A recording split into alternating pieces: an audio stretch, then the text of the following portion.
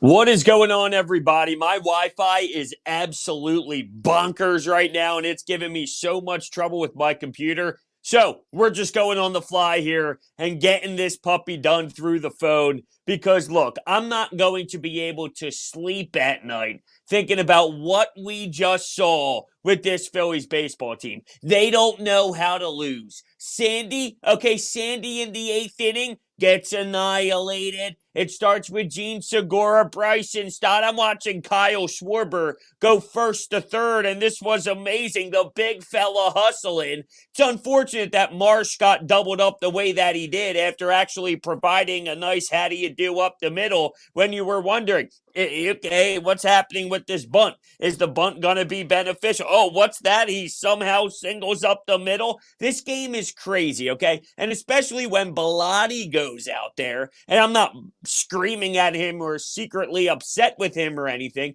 but I'm just saying it's about the mental makeup of this team when you now see it go from 2-1 to 3-1, and really someone who's possibly going to win the Cy Young, you're going to snag that from the Marlins in one.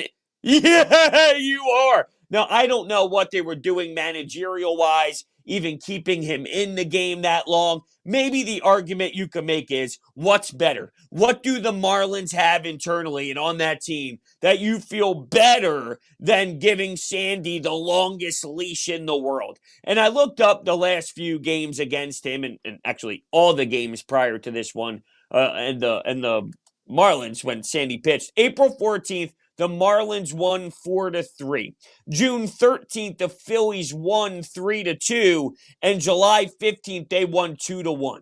Just think about the scratching and crawling that occurs when that's the case and you see such an elite guy on the other side. The margin for error is very, very small, and you see Noah Syndergaard not do so well early on, and his stat line afterwards, it screams 6 innings pitched, 2 earned runs, so no doubt about it, it could be way worse, and that's not garbage by any means, but I think it's fair to say that he still looks uncomfortable, and this version of Thor, we see this a lot with a ton of pitchers throughout Major League Baseball. When it's not 98 anymore, when it's not 99 anymore, when it's not that blistering fastball and the unbelievable velocity that occurs, well, you have to adjust. You have to adjust big time. I see the chat going on the side saying that things look shaky. I'm sorry. I have no idea. I am going to be screaming at my provider tomorrow. This has been an issue now for about a week and a half.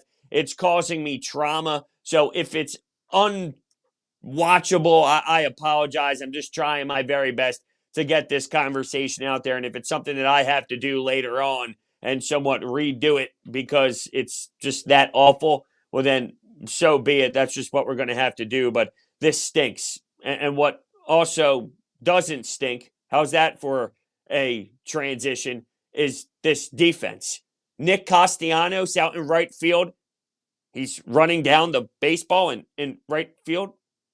Okay, I'm not used to that. But let's double up Joey Wendell.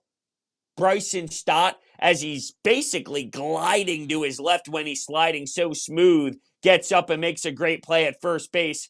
Crazy. Alec Boehm at third. What's the Mets broadcast saying? Oh, that's right. Idiot. Absolute moron. Pathetic. Loser. See, that's someone that's not paying attention to the baseball world. And this happens all the time with national media members. And I know that's not a national media broadcast. I'm just bringing up to you the fact that we see nonstop teams broadcast the Philadelphia Eagles games. Oh, J.J. Arcega-Whiteside. Yeah, J.J. Arcega-Whiteside sucks. Well, J.J. Arcega-Whiteside, this is a second round pick, and they try and talk all positive about him without really having the true knowledge deep down.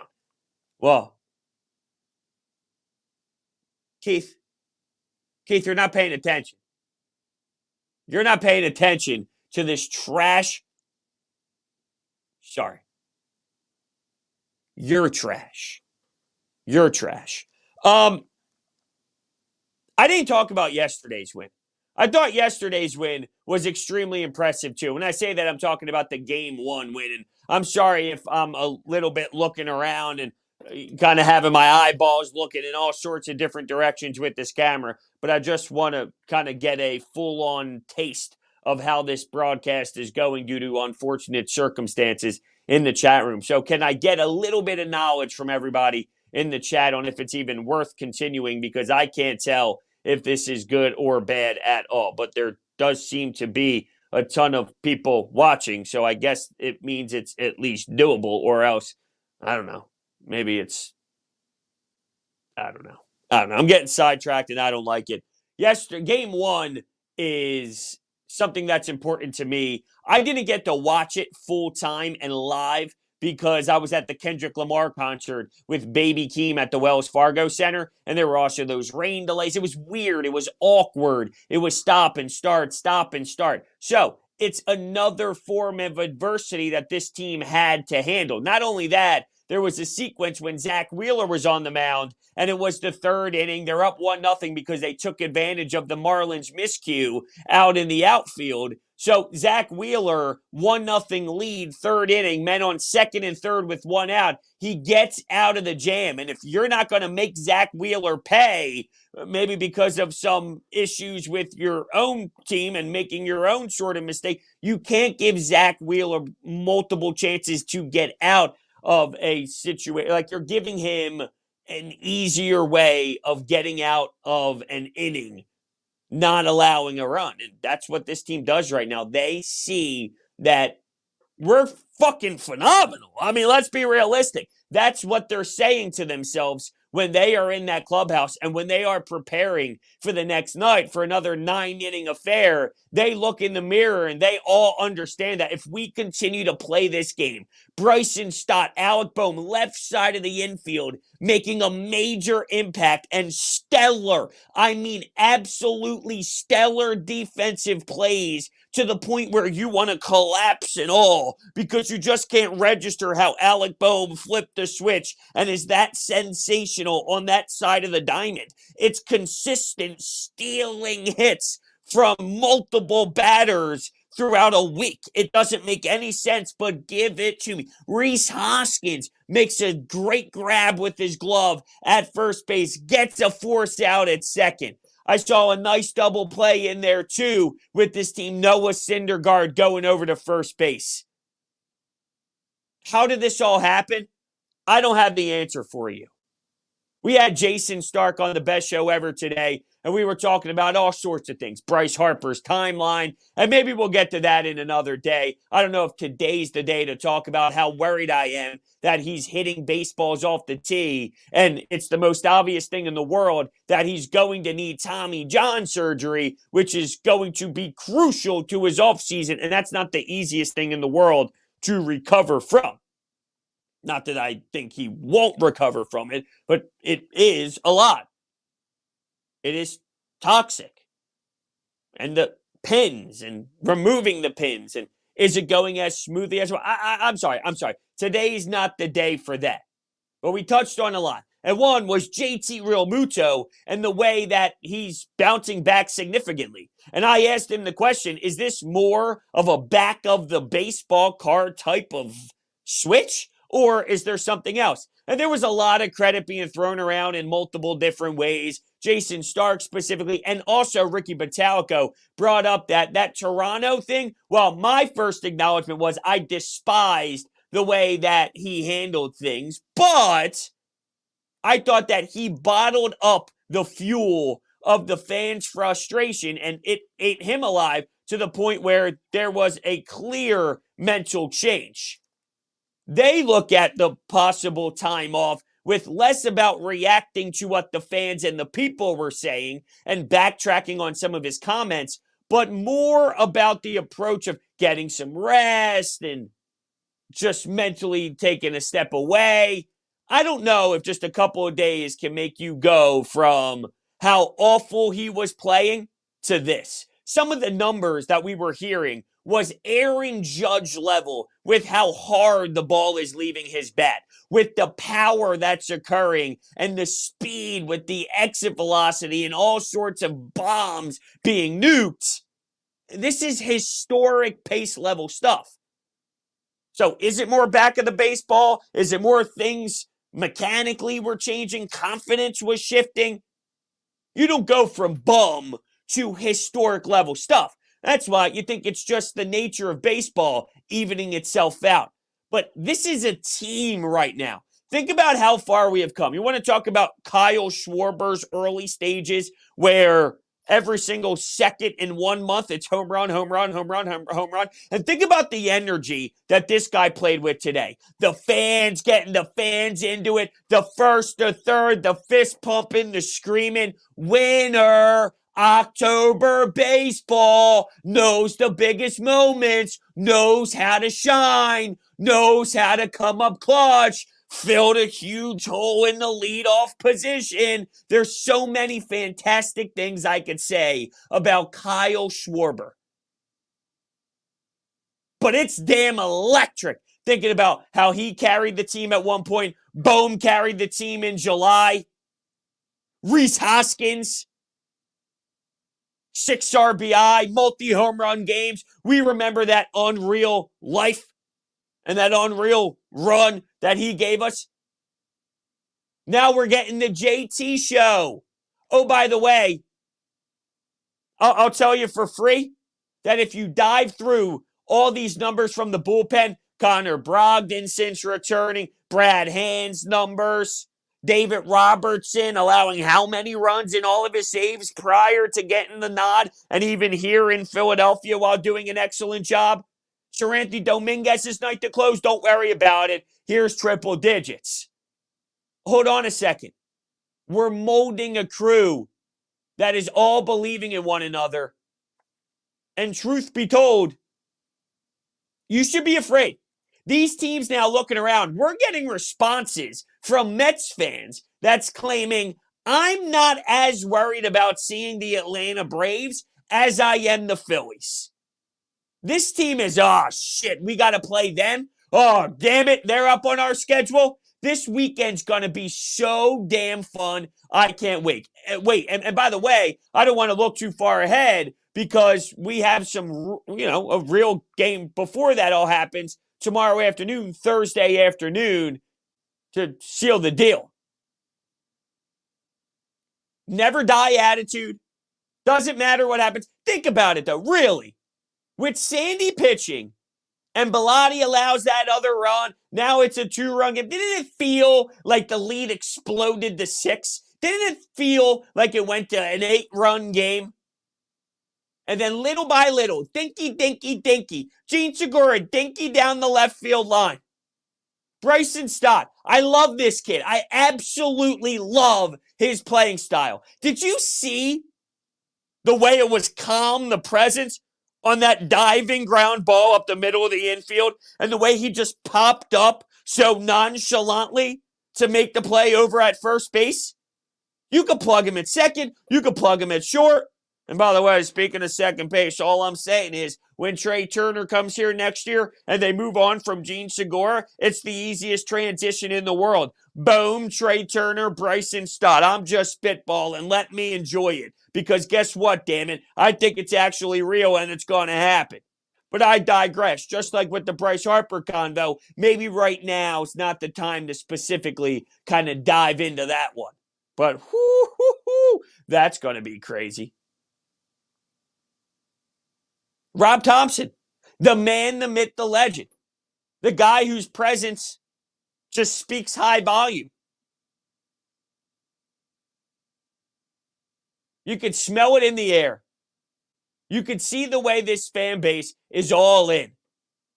It doesn't matter what the score is. It doesn't matter the time of the game. They're going to, I was going to say they're going to run the bases with intensity. And that's true. I stopped myself only because, that Marsh thing really backfired.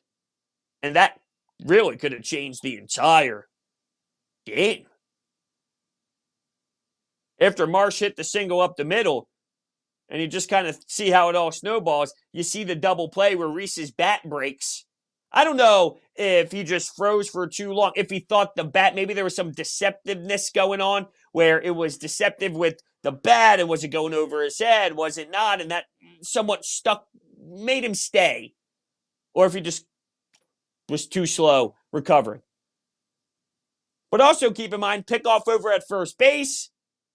Maybe more damage could have been done by the Marlins. So that was a crucial play by the Phillies on the defensive side. It's not just about all of the gloves that I've referenced and all of the diving efforts that went down. And isn't it wild when you get a center fielder like Brandon Marsh out there? The outfield doesn't seem to be as much of a disaster as you thought. It's almost as if there's someone out there who truly knows what he's doing. I can't wait to see that bat turn around more. And I heard Rob Thompson speak about what their plan was with the bunt and kind of realized that maybe, all right, let's not go with it. Oh, what's that? All right, we'll take that single, baby. But you knew they had something else in mind. It's funny, I got a text from one of my buddies, shout out Deem, if you're listening. And prior to that at-bat, he goes, you got to bunt Brandon Marsh here, don't you? And I went, well, I don't know if you have to. I wouldn't be upset with it. I understand the logic. Let's get guys over. You don't have to do it. I know he's not a hitter. So I'm not. Look, if it was Kyle Schwarber, would I see more of a percentage of bunting? No, I wouldn't. I would see significantly less. Because it's a Marsh, is it more of a reason to maybe open up the door and the possibility to see that? Absolutely. But if you want to swing ahead and go have at it and see what he can do, especially when it snowballs on Sandy like that, hit after hit after hit, sometimes it's hard to catch up to yourself. Sometimes it's hard to hit that reset button. That's why you would have thought that the Marlins would have made the decision to get out of there. But I also don't know what I would feel better with. So you kind of have to take it for what it is. Since I'm doing this in a very weird, unique way, I don't have access to the Anytime Hotline, which is a shame because there were so many great callers and great voicemails. 856-442-9805. That's the phone number if you want to call in future shows. But I did grab a couple text messages here that I will respond to because you can also text the Anytime Hotline and not just leave a voicemail. It's a text board as well. From Damon. He texts this in. What's the number one reason why this group of guys turned everything around the way that they did? Love watching you, bros, and tune in on 97.5 every day. Thank you so much, Damon. I really do appreciate all of that. What's the number one reason? It has to start with the manager, right? I just feel that there is now a group of teammates that are loose. And I go back to something I couldn't believe hearing at this level of baseball. And that's Nick Castellanos, one of your biggest signings, barely talked to Joe Girardi. They've had just a couple conversations. Impossible. Absolutely impossible. Fireable offense. Zero communication. Where Rob Thompson is the complete opposite. And I've been on the record a lot of times say that, well, the manager is not going to do much. It's about the players. And to be fair, JT's been raking. Kyle Schwarber raked. There's a lot of players who rose to the occasion and carried the team for a period of time during the managerial shift. And if you look at this 60-game window, they're having one of their best runs ever. That's how really phenomenal this Phillies team has put it together. But I think there's a correlation, and I have to give the manager more credit than I normally give the position of a manager, of letting the players play. The freedom. Go be you. So what, Bohm? You make a few mistakes. Keep going. Would Joe Girardi, would Bryson Stott be playing shortstop the way that he is? Would Didi Gregorius be on this roster if Joe Girardi was still in town, even with the putrid numbers that he put up offensively? Probably, because what he would try to tell everybody is that glove is needed. And I've also been on the record saying Sosa's glove better be on an elite level, because I'll take my chances on the lefty pop of Didi Gregorius and the veteran presence compared to just a plug-in guy for maybe defensive assignments and defensive worries late in the game when you had the lead. Well, Sosa has been nuts. It's one big domino. But that's also why. Let's peel it all the way back. Remember when they were losing early on? We kept going, what's happening? And the response typically was, this team just stinks. But our emotions deep down told us everything we needed to know. They weren't that bad. That's not really them. The question is, when will you see the true Phillies? And they had to go through a lot. When times get tough, though, when the core is super ready, they respond. And that's what this team has done since that Bryce Harper injury, since Gene Segura wasn't with the team. And that's not easy to do. We referenced the Braves. We referenced the Nationals and set them at the bar. That was the example. That's what they needed to do. Seriously, they did it, and so did the Mets without I almost said Syndergaard. No. Without Jacob deGrom and without Max Scherzer and missing a lot of guys. They did it, so there were zero excuses. And they clearly exceeded expectations on that mission and what I demanded out of them throughout there. CJ texted in, Broads, what do you think is going on in Bryce's head? Well, CJ, we've kind of thrown this around in a laughing matter. It went bad in Washington when he left, and saying it went bad as in it went good for Washington. They win a championship the moment he leaves. Now, is there a correlation with Bryce Harper not being in the lineup and this team winning all these games? Is it saying something about Bryce Harper? Absolutely not. It's just the weirdest thing ever. You have an NL MVP. You got a dude who can hit 300. You got a guy that can put so many RBIs in the statistical category under his name. You get doubles galore. You get hustle. You get that edge. You get turning singles into doubles. You get a baseball player that plays the game the right way every single time he touches the diamond. Once in a blue moon, he's too aggressive. But we live with those moments because of how many times it benefits you. So why does it seem to happen in a couple years now? I think it's just one of those weird things. Because you'd be an idiot and a moron to think that somehow a franchise and an organization is better without that. See, we're praising a lot of everybody around him. Those players, Schwarber, Castellanos, money talks. You follow the big cash. The culture change within the Phillies organization. You know what happens? It starts with that man. You don't even have the current situation without the mentality shift of this entire franchise.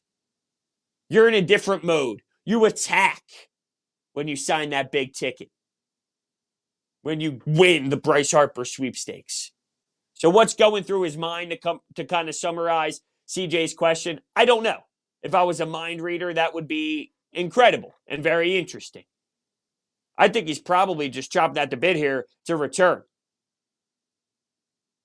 But I don't know if he's getting the news he's necessarily wanting. And the last thing I ever want to do is compare myself to a professional athlete, especially an organization that values Bryce Harper the way they value Bryce Harper. I say that because when I was playing college hockey, nobody needed me back the way the Phillies are going after Bryce Harper. But I did have a serious thumb injury to the point where it was dangling off my hand. And I needed surgery, and I had to do all the physical rehab, and I'm squeezing the netting nonstop, and I'm stretching out my hands. I'm doing every little detail every little day. And I got my window of time that I thought I would return. I got to the weeks that they told me, you pick up the hockey stick, and it's just not right. And now it's another couple extra days. Just not right after that. Now it's another extra week and a half. I'm not Bryce Harper. I'm not playing for a Major League Baseball team. It's not apples to apples. I'm more referencing that sometimes it's just not as quick of a return or it's not as smooth. He's still human, just like I am. And that thumb is nothing to mess with. And he's got a violent swing. He's got a dangerous swing. It's very heavy. So I'm sure that with that thumb, it's a lot of sturdiness that he's going to need. So, seeing the way the crowd was juvenated tonight, Yeah, he's probably upset and disappointed that he's not here to enjoy this. A Bryce Harper stretch single to a double right now, with the way that everybody's at Citizens Bank Park right now, with just crazy attitude and fire, I'd run through a damn brick wall. That's where we're at right now with this team, and it is one of the funnest rides I can remember. I want to apologize that I had to utilize the stream this way. I tried to stream about 15 minutes before I went live here on my normal setup, and it just went ballistically bad. So I need to figure this thing out. And this is kind of me just trying to hold the fort down. So work with me. I apologize. If you're new to the channel, hit that thumbs up button. If you're looking to buy tickets for any event out there, utilize the promo code BROADS at SeatGeek's checkout page for $20 off of your purchase. It's a no-brainer. Get yourself to a game today. That eliminates all those fees and basically gives you free parking. So why would you not utilize it? Promo code BROADS. Thank you guys so much for hanging out with me. I will catch you later.